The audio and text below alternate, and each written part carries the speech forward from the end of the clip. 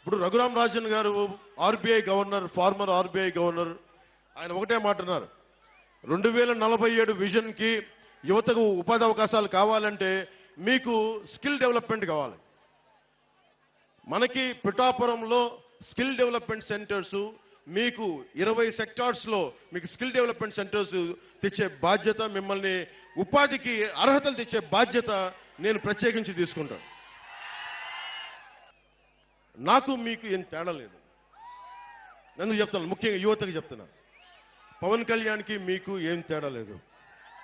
ఎందుకు ఈ మాట అంటున్నానంటే, నేను ఒక ప్రభుత్వ ఉద్యోగి కొడుకుని, జగన్ గారిలాగా ఒక ముఖ్యమంత్రి కొడుకుని కాదు, వాళ్ళ తాతగారిలాగా గనుల యజమాని కాదు, మామూలు సగటు ఉద్యోగి కుటుంబం నుంచి వచ్చిన వాడిని.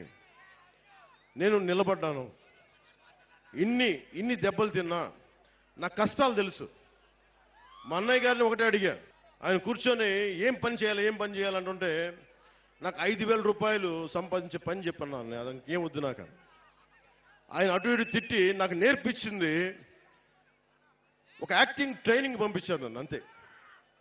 ఆ యాక్టింగ్ ట్రైనింగ్ ఒక స్కిల్ డెవలప్మెంట్. అది ఎలా నటించాలి, ఏం చేయాలని ఒక స్కిల్ డెవలప్మెంట్ నాకు ఇస్తే, అది ఈ రోజున మిమ్మల్ని గుండెల్లో పెట్టుకునే వ్యక్తిగా పవన్ కళ్యాణ్గా మీ గుండెల్లో పెట్టుకోండి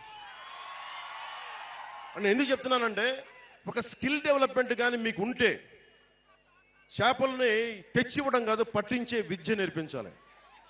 అందుకని నేను ఇంతమంది యువతకి నేను మాటిస్తున్నాను, పిఠాపురం నుంచి ఆంధ్ర యువతకు కానీ, తెలుగు యువతకు కానీ, ముఖ్యంగా పిఠాపురం యువతకి, అన్ని కులాల్లో ఉన్న యువతకి, మీరు ఓట్లు వేసేటప్పుడు మన కులమా కాదా అని చూడకండి. వర్మ గారు చెప్తా ఉన్నారు, వాళ్ళ నాయకులకు ఒకటే చెప్పారంట, పవన్ కళ్యాణ్లో అన్ని కులాల మనిషి, ఒక కులం మనిషి కాదండి.